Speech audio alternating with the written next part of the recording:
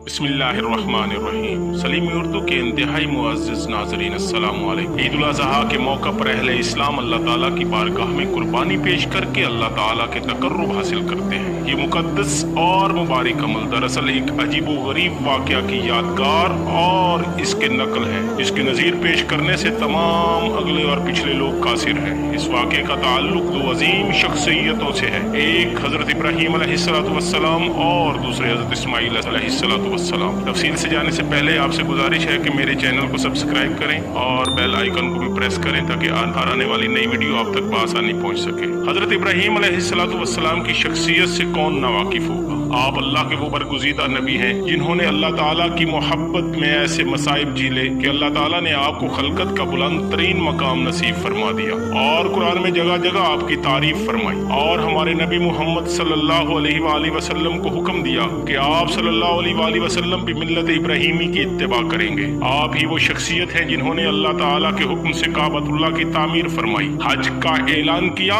और हज जैसी मुकद्दस इबादत की तालीम दी। हजरत इब्राहीम अलैहिस्सलाम जब अपने वतन अजीज से मुल्क शाम की तरफ हिजरत फरमाई तो आपके साथ आपकी बीवी हजरत सारा अलैहिस्सलाम भी थी। जब आपने दरमियानी मंजिल मिस्र में कयाम फरमाया तो वहाँ के बादशाह ने हजरत सारा अलैहिस्सलाम पर बदनीयती से दस्तदराजी की, जिसकी वजह से अल्लाह ताला ने इसके हाथ शल कर दिए। हजरत सारा की ये करामत देखकर बादशाह मुतासिर हुआ और हाजरा नामी एक बांदी हजरत सारा की खिदमत में पेश की और हजरत सारा ने इस बांदी को अपने शौहर हजरत इब्राहीम अलैहिस्सलाम को हिबा कर दिया और इब्राहीम अलैहिस्सलाम ने हाजरा को अपने निकाह में ले लिया। फिर मुल्क शाम में जाकर सुकूनत इख्तियार फरमाई, मगर एक तवील मुद्दत तक आपके यहाँ कोई औलाद नहीं हुई, यहाँ तक कि आपकी उम्र तकरीबन 86 बरस हो गई। तो आपने अल्लाह ताला से औलाद के लिए दुआ फरमाई कि ऐ मेरे रब, मुझे सालिहीन में से एक साले बेटा अता फरमा।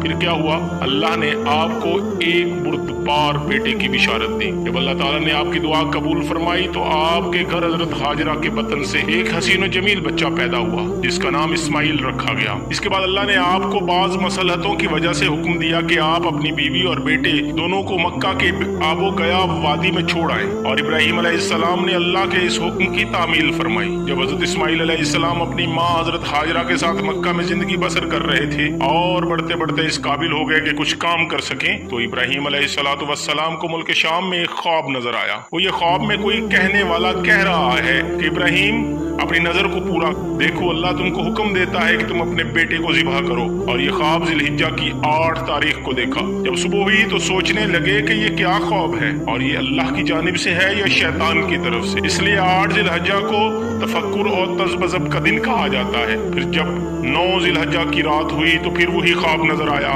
फिर जब सुबह हुई तो आपने समझ लिया कि ये ख्वाब अल्लाह की जानिब से है। इसलिए 9 जिलहिज्जा को यौमुल अरफा यानी पहचानने वाले दिन कहा जाता है। फिर 10 जिलहिज्जा की रात में भी यही ख्वाब देखा और ये इरादा कर लिया कि अपने लख्त जिगर को अल्लाह के रास्ते में कुर्बान ही कर दूंगा। इसलिए 10 जिलहिज्जा को यौमुन नहर यानी कुर्बानी का दिन कहा जाता है। मगर इससे कबल आप इस हुक्म की तामील करते आपने हजरत इस्माईल अलैहिस्सलाम से मशवरा किया और इस सिलसिले में इसकी राय दरियाफ्त की। इस पर हजरत इस्माईल अलैहिस्सलाम ने जो जवाब दिया वो वाकई शान नबवी का मजहर है।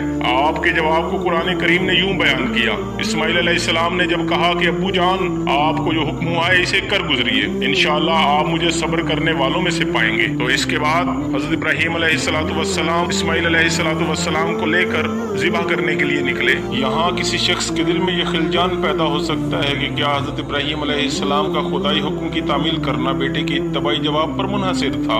ऐसी कोई बात नहीं, बल्कि इनसे सलाह मशवरे में बहुत सारे असरार और रमूज पिन्हा है। पहली हिकमत ये थी कि इनमें इताअत खुदाबंदी का जज्बा वलवला किस हद तक है ये बात खुलकर सामने आ जाए। नीज उनके हौसले को भी परखना और जांचना मकसूद था। दूसरी हिकमत ये बताई जाती है वो इसे कबूल करेंगे तो मुस्तहिक के अजर होंगे। तीसरी हिकमत ये थी कि ऐन ज़बह के वक्त मुमकिन था कि मोहब्बत पिदरी, मोहब्बत तबीब और तकाजा इंसानी फेल मामूर में आड़े आ जाए। इस वजह से नबी मौसूफ ने अपने बेटे हजरत इस्माईल अलैहिस्सलाम से मशवरा लिया था। कुरान करीम ने इस वाक़े को इस अंदाज से बयान फरमाया है। सो जब वो लड़का ऐसी उम्र को पहुंचा कि इब्राहीम अलैहिस्सलाम के साथ चलने फिरने लगा तो इब्राहीम अलैहिस्सलाम ने फरमाया, बरखुदार मैं देखता हूँ कि मैं तुमको ज़िबह कर रहा हूँ, सो तुम भी सोच लो तुम्हारी क्या राय है। वो बोले, अब्बा जान आपको जो हुक्म हुआ है आप कीजिए, इंशाअल्लाह आप मुझे सब्र करने वालों में से देखेंगे। ये इम्तिहान کس قدر سخت تھا کہ اس کی طرف اشارہ خود اللہ رب العزت نے فرمایا کہ ارمانوں سے مانگے ہوئے اس بیٹے کو قربان کرنے کا حکم اس وقت دیا گیا جب یہ بیٹا اپنے باپ کے ساتھ چلنے پھرنے کے قابل ہو گیا اور پرورش کی مشقتیں برداشت کرنے کے بعد اب وقت آیا تھا کہ وہ قوت بازو بن کر باپ کا سہارا ثابت ہو۔ مفسرین نے لکھا ہے کہ اس وقت حضرت اسماعیل علیہ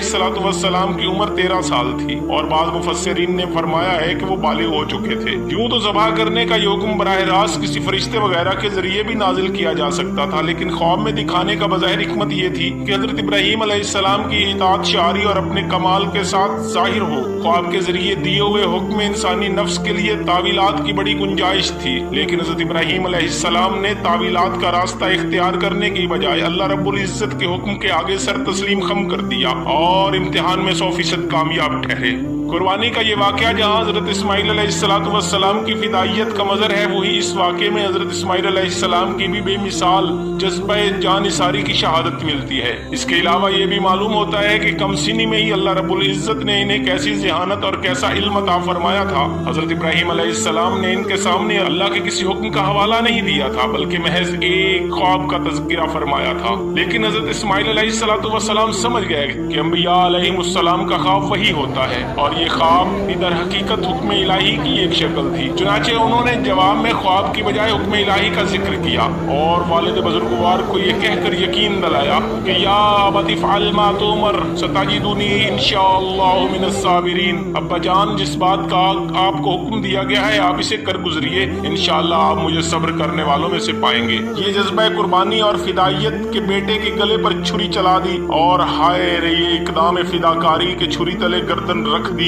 اور خلیل و ذبیح دونوں نے اپنا اپنا حق ادا کر دیا۔ قرآن نے بھی اعلان کر دیا قد صدقت الرؤیا انا کذالک نجزی المحسنین، تم نے خواب سچا کر دکھایا، ہم مخلصین کو ایسے ہی صلہ دیا کرتے ہیں۔ یعنی اللہ کے حکم کی تعمیل میں جو کام تمہارے کرنے کا تھا اس میں تم نے اپنی طرف سے کوئی کسر اٹھا نہیں رکھی اور آزمائش میں پورے کامیاب رہے۔